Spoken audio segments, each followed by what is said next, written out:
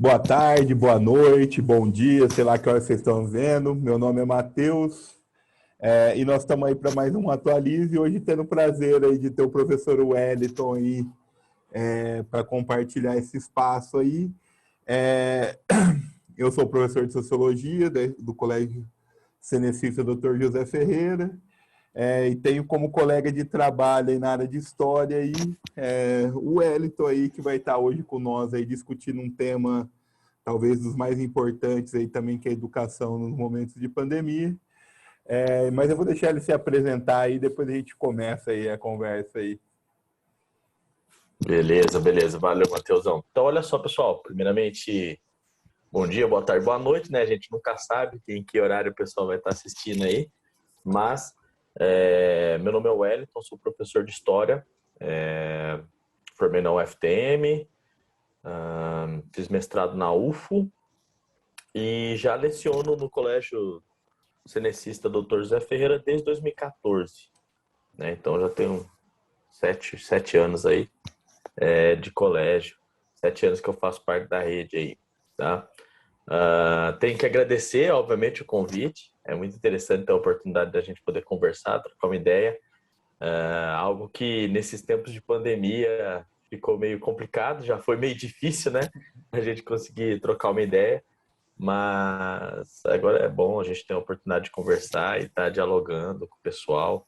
Estar dialogando contigo também é sempre muito interessante. A gente já fazia isso quando ia lá para as disciplinas do mestrado, agora a gente só dá continuidade. Nem falha, né? Fizemos uma disciplina de mestrado junto, eu fazia mestrado na Unesp, mas estava cumprindo um crédito na UF e viajávamos junto para cumprir uma disciplina específica. Momento bom. Viajávamos Momento. ali, tinha boas conversas ali, bons momentos, né? Mas vamos lá. Vamos conversar um pouquinho a respeito dessa temática educação em momentos de pandemia. E eu acho que quando a gente vai falar aí da educação no momento de pandemia, eu queria perguntar para você qual que tem sido aí as maiores dificuldades relacionadas à educação no momento de pandemia. A gente sabe que tem aí uma série de problemas de diferentes ordens que a gente pode pensar, mas para você, enquanto professor, o que a gente pode pensar nisso, nesse primeiro movimento de entender um pouco as dificuldades aí nesse momento? Bom, Matheus, é interessante, né? Acho que, como boa parte das coisas, existem sempre pontos positivos, sempre pontos negativos, né?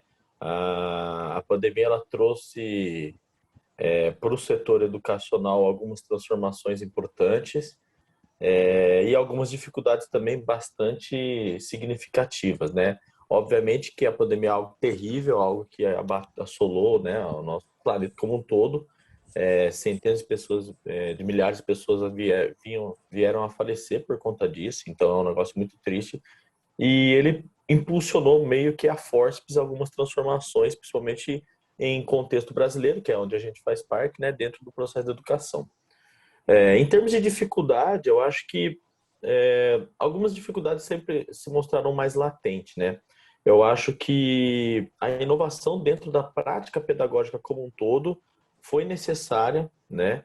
A gente foi obrigado a repensar nosso sistema, repensar o formato para o nosso sistema educacional a partir dessa ferramenta do online. A pandemia nos impulsionou a isso e, querendo ou não, a gente teve que mudar o formato da sala de aula, mudar o formato que trabalhávamos para atender isso. A mudança não é ruim, mas o contexto em que ela foi feita, a velocidade, a estrutura, porque, querendo ou não, a gente tinha um grande número de profissionais e a ampla maioria dos profissionais não tinha esse preparo para fazer essa transição, para fazer essa mudança e trazer ainda o mesmo padrão de qualidade. Então, levou um tempo para que todo mundo entendesse o que estava acontecendo para poder mudar. Isso falando de quem teve acesso, né? Eu acho que a coisa mais negativa, a gente tem essa parte pedagógica que a gente vai poder discutir aí detalhadamente, mas eu acho que na pandemia, eu acho que a pior coisa é o distanciamento que a gente teve, o abismo que a gente teve em termos sociais. A gente pode discutir 200 mil práticas que foram inovadas, formatos, dificuldade de interação, de relacionamento com alunos, mas a verdade é que, ainda assim, aqueles que tiveram a oportunidade de se relacionar com a escola, se relacionar com a educação de alguma forma, ainda assim foram privilegiados, já que a maioria das pessoas com a pandemia ficou ausente, né? Ficou excluído do processo educacional das mais diferentes maneiras. E isso reforça um abismo social que a gente tem no nosso país. Então, como professor, eu acho que foi uma das coisas mais dolorosas por eu não estar só na rede privada, por eu também estar na rede pública e ver como que isso foi impactante para esses alunos. E dentro da rede privada, que tinha uma estrutura e tem uma estrutura melhor de funcionamento, no maioria dos casos, pega muito essa questão pedagógica, a forma de se relacionar, as relações interpessoais, porque a sala de aula é muito isso. É muito as relações interpessoais, é muito dia a dia, é muito diálogo, convívio. Você sentir a temperatura da sala, o termômetro, como é que tá, o ânimo dos alunos. E quando você vai para um sistema onde todo mundo fecha a câmera e fica uma imagenzinha, você não sabe quem tá lá, quem não tá, quem tá aprendendo, quem não tá, quem tá agradando, quem tá gostando. É a famosa, você perde a capacidade de ver a carinha da dúvida. E aí você às vezes perde o time de voltar nos conteúdos, né? Acho que para começar são essas dificuldades assim que Não, me eu brinco com essa saltam. questão dessa pandemia, né?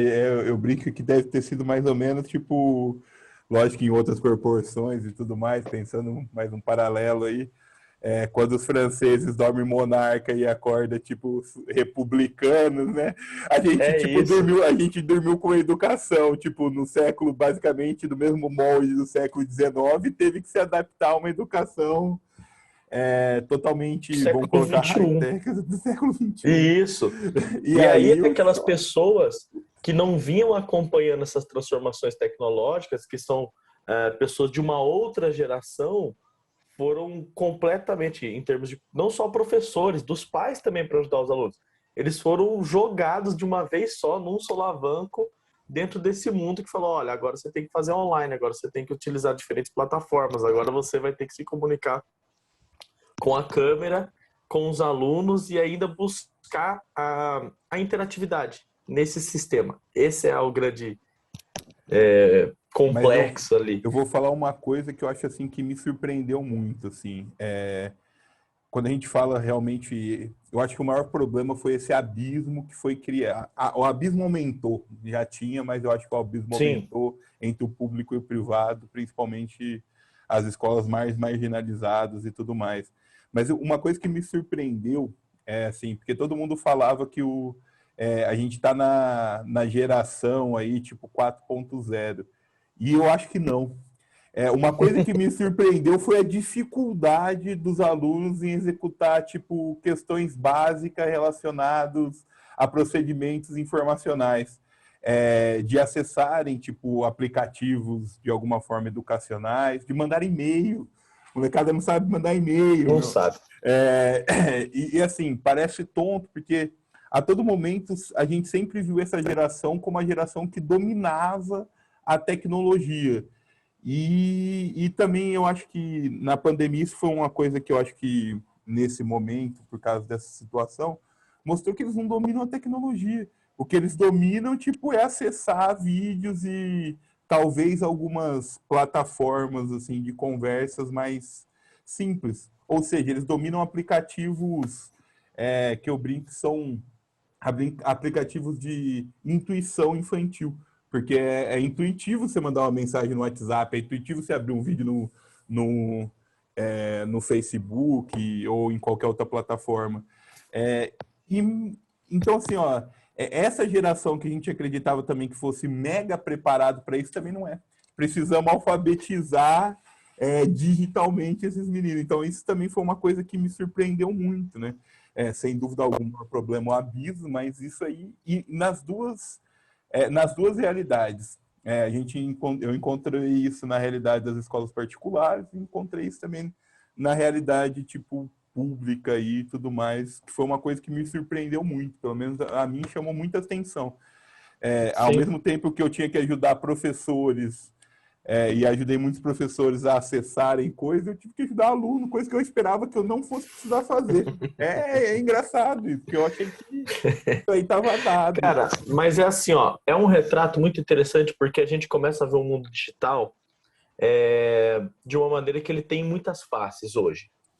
A nossa face, quando a gente entrou, quando a gente foi introduzido ao mundo digital, ele só tinha uma face muito profissional. Então, quando você fazia informática, quando a gente tem uma idade próxima, mas quando a gente fez informática lá atrás, o que que era a nossa informática? Era plataformas de edição de texto, e-mails, plataformas de tabela, de apresentações, né, digitais. Eram esses tipos de plataformas. Depois só, bem mais para frente, se você pegar lá 95, os lançamentos de 95, né?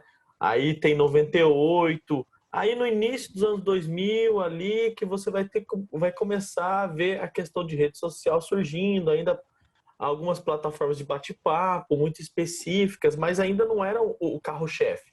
O carro-chefe de quando você lidava com tecnologia eram plataformas de certa forma profissionais, né, focados numa produção mais de trabalho ou coisa do tipo, não era tão lazer. O que nós temos hoje é uma geração que cresceu com a ferramenta do lazer. Então ela tem a ferramenta de diferentes plataformas de redes sociais, de vídeos, que vão trazer essa coisa do divertido, do lúdico, e são muito intuitivas, que ela tem essa função. Só que você não tem essa parte profissional, mas porque você não tem essa formação. Por que a gente não tem, de certa forma, essa formação básica como tinha na nossa geração hoje? Porque estava se pressupondo que eles já sabiam algo que não. E aí o que acontece? Ele pode programar coisas ligadas a jogos, ele cria salas, ele faz bate-papos para jogos, ele faz vídeos, mas ele não consegue te mandar um e-mail, né? Ele não consegue acessar uma plataforma simples, Não consegue formatar um que não... texto. Isso, ele não consegue formatar um texto, ele não consegue montar uma tabela, ele não sabe fazer um gráfico. Coisas que, de certa forma, profissionalmente vão ser exigidas dele. E hoje todo mundo pensa que todo mundo já sabe. E a gente viu que os nossos alunos não, eles não sabem, né? Eles estão muito crus nisso, por quê? Porque se não for para gravar um vídeo numa rede social, se ele não dança, se ele não bate uma foto, ele sabe essa parte. O que é profissional ele não sabe, né? Ele é muito carente nisso. E aí é uma coisa de se pensar. A gente deveria, e eu acredito nisso, né? A gente deveria retomar essa formação básica de informática dentro dos ambientes escolares com um foco em plataformas minimamente necessárias sob uma perspectiva mais profissional. Porque elas se transformam, se a gente parar para pensar que os desktops caseiros, né, eles vêm lá desde o final dos anos 80, dos anos 90, né, você vai ter os principais lançamentos, aí a gente tem 95, 98, desde então essas plataformas profissionais, elas sofrem alterações, elas sofrem atualizações, mas elas são muito utilizadas. Profissionalmente falando hoje, é difícil alguém que não usa um editor de texto em nenhum momento, entende? E a gente não tem mais essa formação porque a gente julga desnecessário. Talvez a gente precisasse reavaliar essas questões, né? Junto E aí eu aos acho alunos, que junto ao processo educacional. retomar uma Retomar. coisa, retomar essa questão do letramento digital, eu acho que Sim. é uma das metas que a gente viu que vai ter que, é isso que você está falando, vai ter que colocar aí na ordem do dia, pensando realmente o futuro e o desenvolvimento aí, né? Sim, porque essas questões elas vão ser enriquecidas pelas essas novas plataformas. O vídeo, a rede social, ela vai enriquecer, mas não necessariamente a gente vai jogar no lixo essa linha mais de trabalho, digamos assim, menos lazer, mais profissional. Então, eu acho que a gente precisa formatar e alfabetizar esses meninos dentro dessa plataforma para que eles consigam linkar esses universos. E isso vai expandir muito as possibilidades criativas, né? Inclusive deles. A integração entre essas diferentes plataformas é algo importante hoje. Com E a certeza. pandemia veio elucidar isso para a gente, né? Se a gente pode pensar em alguns reflexos minimamente positivos foi essa compreensão. E que eu ia perguntar agora, pensando no cenário educacional aí, e essas transformações ocorridas, vamos colocar forçadamente, o que você chamaria atenção como aspecto positivo relacionado, tipo, à questão educacional brasileira aí, né? Se é que você acha que tem algum aspecto positivo e tudo mais, que aí há uma série de discussões, controvérsias e tudo mais relacionado a isso, mas se você acredita que a pandemia trouxe algum aspecto positivo. Em termos educacionais, eu acho que foi importante delimitar algumas coisas. Então, eu acho que nós tivemos uma experiência com a educação fundamental, né? Com a base da educação. A gente viu o que foi a educação básica, a gente entendeu um pouco como se portou a educação fundamental e a educação superior. Então, se a gente pensa hoje em educação à distância, se a gente pensa na utilização desse tipo de plataforma, a gente agora consegue a gente teve na prática um pouco de experiência e entendimento quanto a isso. Então, do meu ponto de vista, isso é uma opinião, qualquer pessoa pode discordar e rechaçar isso, a gente está aqui para propor debates, mas a minha análise pessoal sobre isso, de acordo não com dados e estudos específicos, mas com a experiência, com a vivência, obviamente que a gente precisa ainda, vai levar alguns anos para que a gente tenha trabalhos mais detalhados sobre o reflexo disso, né? Mesmo que a gente já fale de ensino à distância há muito tempo, a pandemia ela foi uma aplicabilidade diferente. Então a gente vai ter um tempo para ter estudos nesse sentido. Mas eu vejo que a gente aprendeu algumas coisas funcionam, sabe? Eu não acho que tudo é dispensável. A gente aprendeu que reuniões dos diferentes setores, de diferentes formas, funcionam.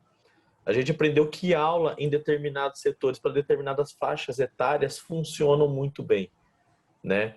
Hoje eu faço inglês e ele é online. Eu optei pelo online. Porque eu viajo, porque às vezes eu estou em diferentes lugares e eu posso fazer minha aula de diferentes lugares e aprendo, e a aula tem qualidade, tem interação, porque eu estou numa faixa etária, numa maturidade para lidar com essa situação, o que transforma muda isso para uma plataforma possível.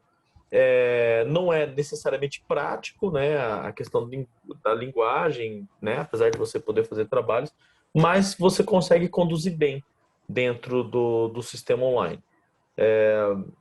Reuniões, algumas faixas etárias específicas, os meninos mais velhos, né? Coisas que demandam uma base teórica, você consegue fazer muito bem no online. Eu acho que existe uma possibilidade muito rica de explorar isso contra palestras, cursos, mini cursos, que tem uma parte mais teórica elevada. O online surgiu e fortaleceu-se de uma maneira a se consolidar, e eu acho que a gente não volta atrás em relação a isso. Eu acho que as reuniões e algumas aulas de determinados setores vão continuar com as suas opções online, e eu acho que as pessoas aprenderam a gostar do online para algumas coisas. Fazer algumas coisas online passou a ser bem mais interessante, principalmente para jovens adultos, né? Obviamente que aí temos as distorções, né? Aí todo mundo quer colocar, porque aí envolve custo, envolve mil coisas, e aí todo mundo quer colocar online para tudo. E eu acho que a gente hoje tem mais ferramentas para mostrar o porquê não funciona em tudo. Entende? A gente experimentou e a gente viu e analisamos que ainda não dá para utilizar em tudo. Não dá para utilizar em tudo. O contato pessoal para diferentes coisas, para diferentes práticas é muito importante. Uma coisa é eu fazer uma aula de um inglês ou de qualquer coisa online e me relacionar com as pessoas no meu dia a dia, seguir uma vida como a gente tinha antes da pandemia. As duas coisas funcionando juntos, uma coisa é eu não poder sair de dentro de casa nunca, ou não sair de dentro de casa nunca e fazer essa aula online. Ela tem um peso diferente, uma possibilidade de aprendizado diferente, porque todo mundo está sobrecarregado, todo mundo está de saco cheio, né, dessa questão do online. Para determinados setores, jornadas muito longas se mostraram extremamente desgastantes no online, né? Você ter a carga horária, que é uma carga horária escolar, da 1 às 6h20 da tarde, tudo online, você sentado ali, se torna maçante, por mais que nós tentamos, de diferentes maneiras, entreter. E eu uso um exemplo simples para isso. O cinema. O cinema, quando o filme te pega, ele te distrai, te proporciona uma experiência de imersão, certo? Mas quando você vai assistir um filme de 3 horas e meia, de 4 horas, é Cansa. difícil. Por mais que você esteja imerso, por mais que você adore a história, por mais que você ache incrível e maravilhosa, são 4 horas e meia sentado. E isso era impensado comercialmente para o cinema. Agora, imagina a aula para uma faixa etária que ainda não tem maturidade para lidar com a importância, né? Por mais que você gere diferentes tipos de estímulos, ainda assim é muito difícil uma jornada tão longa, né? Eu acho ela muito desgastante. Aí tem 1.000 educadores, não, mas tem partes práticas que a gente vai trazer. Eu acho que tem, sim, mas a carga toda online eu acho extremamente prejudicial e cansativa e, e tira a capacidade dos nossos alunos de interação social de uma maneira muito importante, porque a gente vê que muitos alunos sofreram muito a questão de depressão, a questão de ansiedade. Então, a gente viu muitos reflexos negativos nesse formato para as faixas etárias mais baixas, né? Para quem foge desse jovem adulto, em outras faixas etárias, você, até em jovens e adultos também, pessoas idosas, mas assim, eu vejo mais latente essa questão de ansiedade, depressão, de todos esses malefícios nos mais jovens. Eu vejo como que isso foi impactante para os adolescentes, né? Eu acho que é muito complexo essa situação. Então a gente aprendeu nesse ponto. Tem pontos positivos? Sim, temos práticas e vamos continuar. Mas a gente também entendeu e agora a gente tem mais argumento para defender que existem pontos negativos que não devem ser negligenciados também. Eu acho que, tipo, quando a gente fala isso, eu acho que estava lendo muito sobre essa questão aí, é um objeto que eu gosto de estudar. Eu acho que, na verdade, o que eu percebi também um pouco foi que a gente tem basicamente dois grupos. Eu acho que a gente tem um grupo que sentiu menos e que tocaria o barco com tranquilidade, tem uma capacidade de estudo diferenciado, consegue ter uma autonomia, e para esses, vamos colocar assim, um ensino à distância é, indifere, indifere no sentido de formação de conteúdo e tudo mais, não na questão de formação social, que daí já é outro ponto que daí não tem como. Mas eu vi que um outro grupo e me pareceu maior, daí não. Daí realmente eu acho que a gente tem uma série de problemas, principalmente quando a gente fala da formação básica, né? Daí eu acho que daí a dificuldade for maior, não tem capacidade de, tipo, autonomia de estudo, não tem, tipo, concentração para ficar, às vezes, longas horas em práticas educacionais online, não tem, tipo, maturidade de não dispersar no ambiente, tipo, doméstico ou em qualquer outro que opte onde ele esteja se colocado e tudo mais, né? Então eu acho que tem esse, no que diz respeito à formação de conteúdo, eu percebo, parece, é uma impressão, né? Acho que os estudos vão mostrar isso com um pouco melhor. Eu percebi mais ou menos dois grupos. Mas eu acho que quando a gente vai falar também da educação, do ensino à distância, eu acho que tem uma coisa que também a gente precisava chamar atenção. Então, voltando aí para a conversa, daí eu queria também chamar atenção para esse aspecto aí, para um outro aspecto, talvez, que eu acho que a pandemia fez suscitar com mais intensidade, é a respeito do homeschooling, ou do estudo em casa, né? Hum. E eu acho que essa é uma discussão que já vinha, tipo, ganhando notoriedade, principalmente em setores mais conservadores da sociedade. E agora, tipo, isso é trazido à tona de novo, né? De maneira mais incisiva, e, e eu queria um pouco sua opinião, né? A gente está pensando tipo, nessa educação em tempo de pandemia, educação à distância, um pouco o que você entende disso, o que você acha sobre isso, dessa modalidade de ensino e tudo mais. Talvez pontos positivos, talvez pontos negativos relacionado a isso. Bom, então, é interessante, cara. Porque assim, quando eu penso em homeschooling, schooling, eu olho para um cenário e às vezes eu tento entender as motivações, né, para tal. E eu acho que entender as motivações para tal faz parte de entender se é viável ou não. E aí cada caso é um caso, entende? A gente vê em outros países que existe uma certa rigidez quanto aos protocolos, quanto a formato, como que é feita a prática em si, né? Desse ensino em casa, todos os critérios que eles são ah, aceitos, as avaliações que serão feitas de acordo para acompanhar o desenvolvimento dessa criança. Mas me preocupa muito no Brasil por quem encampa, né? Quem que encampa essa discussão. Eu não acho que isso é um problemático, sabe? Eu não acho que isso seria inviável ou impossível. Eu entendo que existe a possibilidade de socialização em outras esferas que não é escolar. Eu entendo que existem possibilidades educacionais muito específicas para determinados setores da sociedade e isso pode trazer um alento e garante uma certa liberdade dentro de alguns processos. Eu entendo tudo isso. Mas é um risco, e eu entendo um risco para a sociedade como um todo, quando ele é encampado por setores que justificam isso por motivos que eu entendo que não são os mais adequados. Eu não acho que tolher a pluralidade de ideias, de convívio social, seja um fator motivador para esse tipo de ensino. Se você me falar, olha, eu quero ter uma liberdade dentro de um contexto específico, quero ampliar e expandir determinados setores e segmentos educacionais, beleza.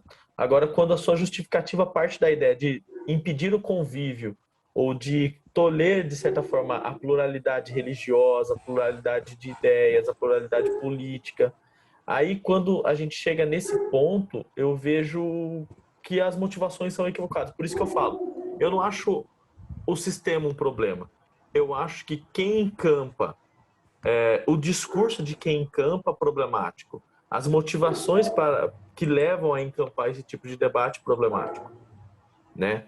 E aí, hoje, da forma com que é feita, me deixa bastante preocupado e me impulsiona a ser contrário ao modelo que está sendo proposto, né? A gente viu na Câmara aqui o projeto recente que foi enviado, e se você parar para ler, você vê que são motivações muito mais no sentido de acabar com uma certa pluralidade de discussões que são importantes, e como educador eu julgo importantes, do que simplesmente para você acrescentar em algo. Então, assim, se vem para acrescentar, é ótimo, né? Agora, se vem para restringir, aí a gente precisa discutir o que está sendo restringido e qual o impacto dessa restrição para a formação de uma criança, né? É por isso que os projetos que têm se apresentado até o momento, para mim, eu sou contrário a esse formato, pelo que é apresentado. E eu também fico pensando, né, a nossa estrutura pública, em termos de acompanhamento, de avaliação desse processo. A gente sabe que a escola tem um fator, um ponto muito importante para entender o que acontece, para entender diferentes situações, né? Na escola, que é o ambiente social das crianças é a escola e é lá que deságua boa parte dos problemas domésticos que a gente talvez nunca saberia dentro desse formato. Ah, então você defende o não existente formato para você poder fiscalizar as pessoas? Não, lógico que não. Eu só entendo que existe mais esse papel dentro de todos os outros papéis que a gente já comentou que são importantes, de pluralidade e tudo mais. Então, eu acho que restringir esse formato simplesmente numa pauta ou em cima de um argumento de não pluralidade, de não aceitação de ideias divergentes, é basicamente você matar esse projeto que poderia trazer luz a alguns fatos importantes, positivos. Acho que seria possível dentro de determinados contextos. Então, Eu acho que nesse caso aí você pegou no assunto chave, né? O que esconde por trás desses projetos, né? sim, Não é uma proposta tipo inviável, né? E é interessante como você vê jogadas em torno disso, né? Porque você pega tipo uma menina que acaba de entrar tipo uma das universidades mais concorridas do Brasil e que fazia uma suposta modalidade desta, né? Mas eu acho que você coloca a questão no patamar que tem que ser colocado, o que está por trás desses projetos, o que esses projetos buscam tolir, né? Que a possibilidade de formação acadêmica pode se dar, mas e esses outros tipos de formação, será que tem sido dado? Não tem, né?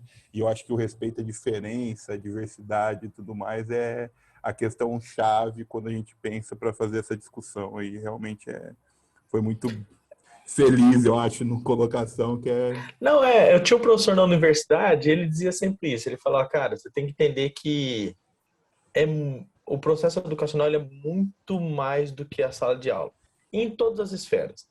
É muito mais que a sala de aula na infância, é muito mais na adolescência, é muito mais na universidade. A universidade é mais do que a sala de aula da universidade, entende? Então, quando a gente fala de pluralidade, de convívio, como eu disse, eu acredito que tem outras esferas de convívio social, mas a escola ainda ocupa um espaço grande. E hoje a gente tem formatos múltiplos de escola, cara. A gente tem diferentes perspectivas de escola. Obviamente que não em todos os lugares você tem, em alguns lugares você tem uma pluralidade menor, mas cara, você tem propostas educacionais muito distintas em diferentes escolas, em diferentes formatos, diferentes opções de formação. Então, às vezes eu fico entendendo muito mais, preocupado com o que você disse, né? Que vem acompanhado disso. Qual é o grande interesse nesse tipo de processo, né? Não que ele seja inviável, mas às vezes as motivações nos preocupam mais. Acho que é isso, né? A galera tá assistindo isso, já deve ter uma galera tacando pedra, já deve estar querendo me matar. Mas, gente, é só É a por isso gente que é bom, avisar, né? aqui a gente tá para levantar a bola, não para finalizar assunto, Exatamente. né? Isso que eu É brinco, isso. né? Eu acho que talvez uma das coisas mais magníficas desse espaço não é fechar nenhum assunto.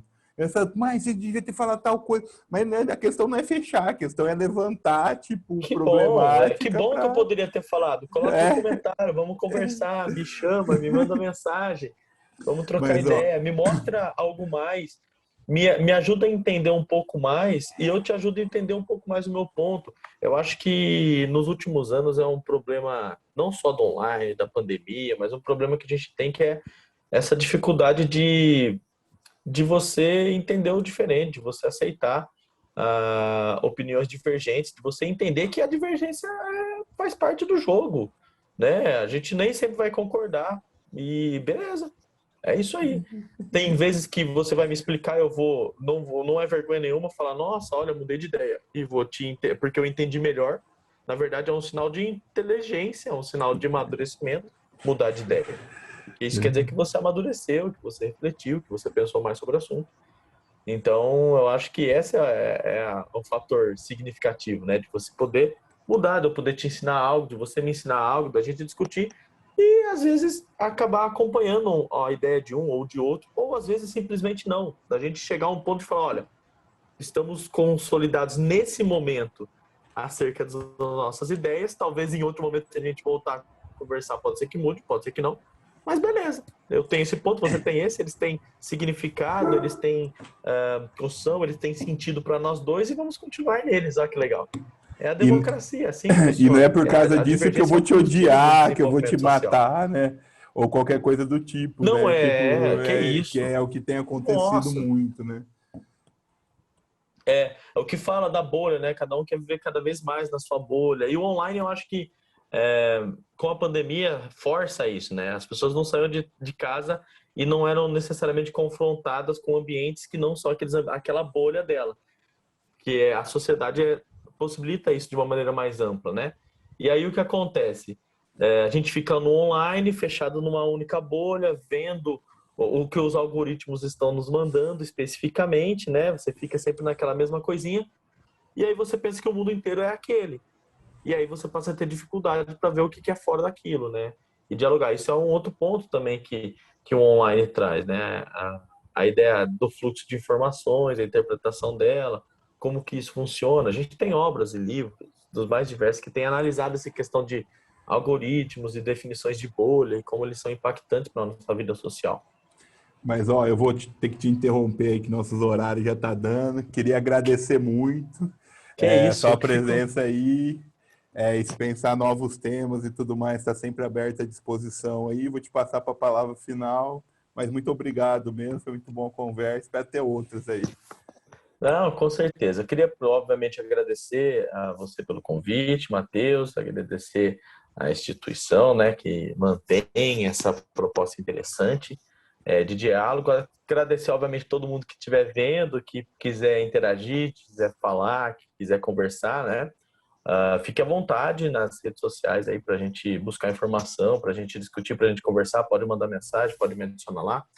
E é isso. Agradecer, passou rápido o negócio. Não sei se eu falo muito ou se o tempo vai ligeirinho, mas foi tranquilo e foi uma experiência muito boa poder conversar. E a gente vai ter outros momentos e outros diálogos, com certeza. Beleza, então, obrigado. Eu que agradeço. Valeu, Matheus. Brigadão. Até a próxima.